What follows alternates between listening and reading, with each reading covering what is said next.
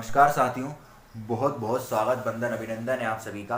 आप सभी के अपने यूट्यूब चैनल वंदे भारत में।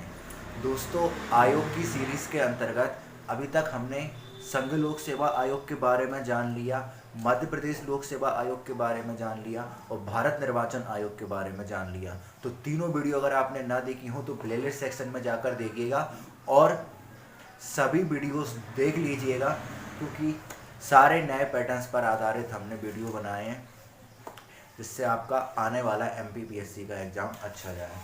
तो देखिए दोस्तों, आज हम मध्य प्रदेश राज्य निर्वाचन आयोग के बारे में बात करने वाले हैं, जो कि आपका क्या है, एक महत्वपूर्ण कमीशन है और इससे भी क्या है, आपका कहीं ना कहीं कोई ना कोई क्वेश्चन आ सकता है।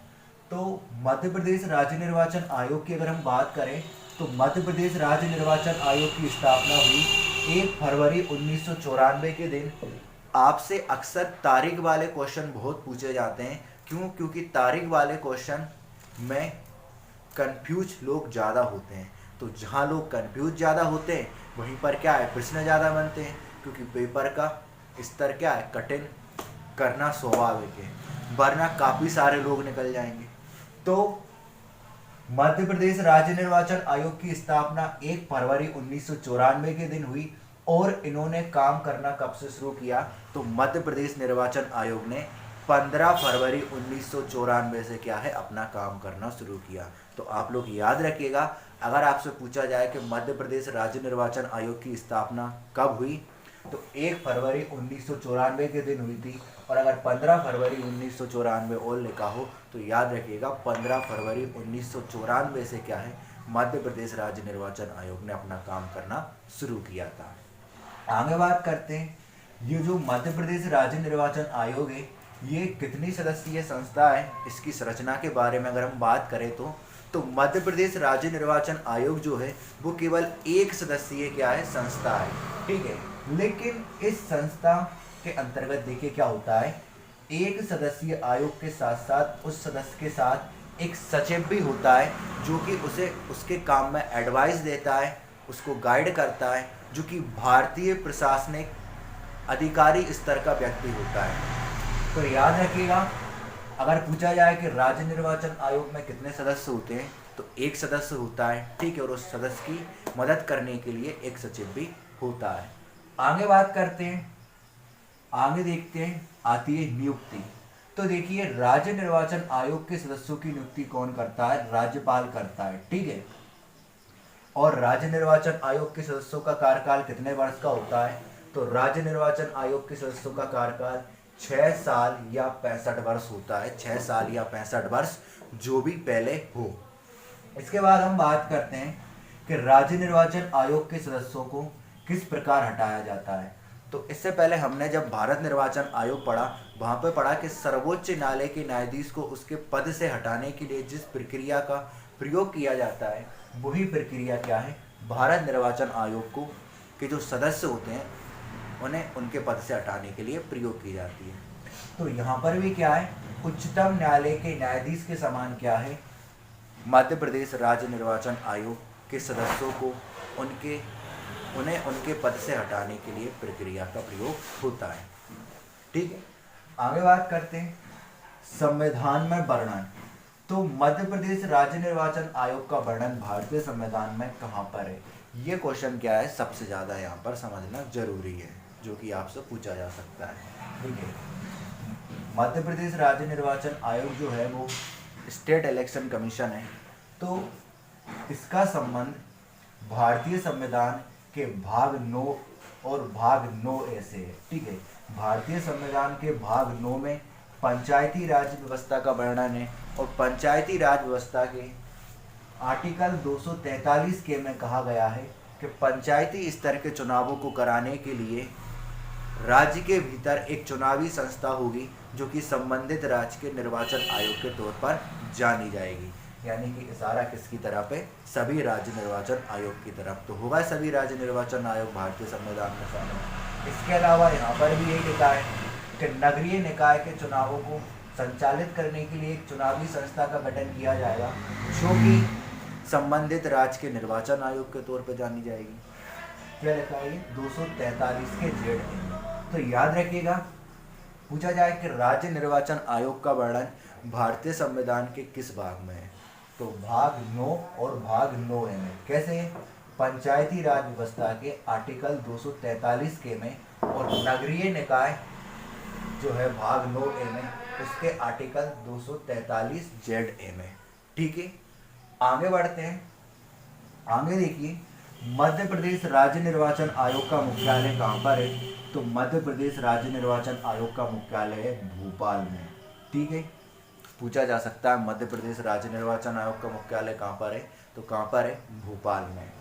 इसके बाद देखिए, मध्य प्रदेश में पहली बार इलेक्ट्रॉनिक वोटिंग मशीन का इस्तेमाल कब किया गया, तो मध्य प्रदेश में पहली बार इलेक्ट्रॉनिक वोटिंग मशीन का इस्तेमाल 1998 में किया गया।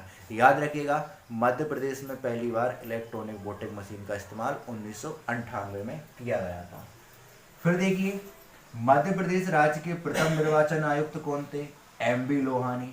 ठीक है, प्रथम निर्वाचन आयुक्त MB लोहानी थे। वर्तमान समय में कौन है, वर्तमान समय में है बसंत प्रताप सिंह, जो कि 6वें नंबर के क्या है, निर्वाचन आयुक्त हैं। तो ये भी पूछा जाता सकता है कि बसंत प्रताप सिंह जो है वो वर्तमान समय में निर्वाचन आयोग के कौन से निर्वाचन आयुक्त हैं, तो कौन से हैं, 6वें।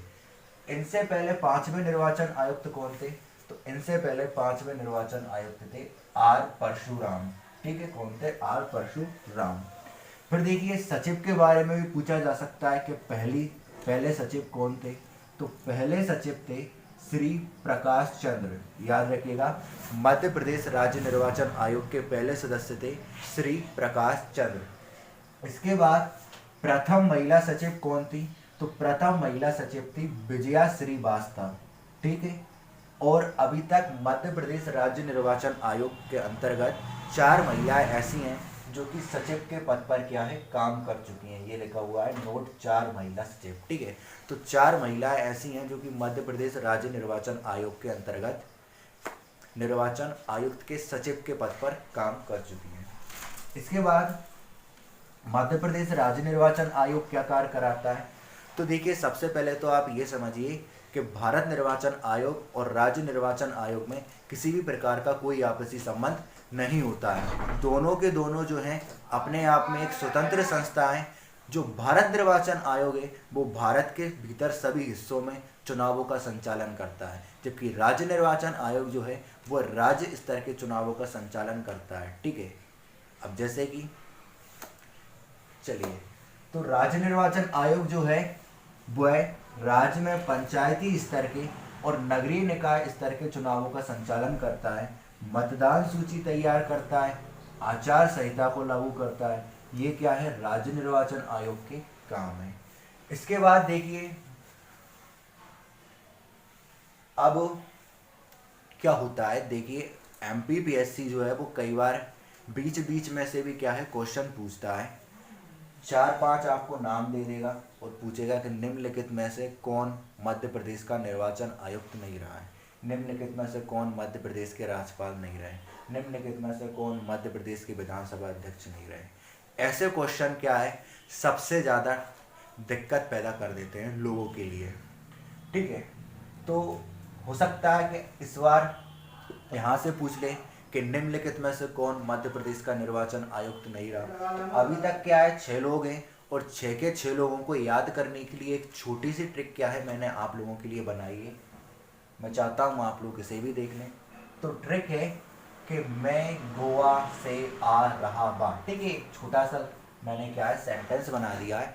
इससे क्या है, आप सभी निर्वाचन आयुक्त के सदस्यों को आराम से याद कर पाओगे। तो देखिए, पहले नंबर पर मैं को हम कैसे लिखते हैं, यू। ठीक है, तो मैं से MB लोहानी प्रथम निर्वाचन आयुक्त, गोवा के गो से गोपाल चरण शुक्ला दूसरे निर्वाचन आयुक्त, इसके बाद आ से आदित्य विजय सिंह तीसरे निर्वाचन आयुक्त, फिर अजीत राय जादा आ से ही चौथे निर्वाचन आयुक्त, R परशुराम 5वें निर्वाचन आयुक्त, और फिर बा से याद रखिएगा, रहा के R से क्या है, रहा, इंग्लिश में लिखते हैं ना ऐसे RAHA, रहा। तो रहा से R परशुराम और बा से बसंत प्रताप सिंह। ठीक है, याद हो जाएगा आपको। देखिए एक बार फिर से बता रहा हूँ, मैं गोवा से आ रहा बा, यानी कि मैं से एम बी लोहानी। यहाँ पर मैं आपको थोड़ा सा और डिस्क्राइब कर देता हूँ तो ज़्यादा अच्छे से आप लोग समझ लेंगे।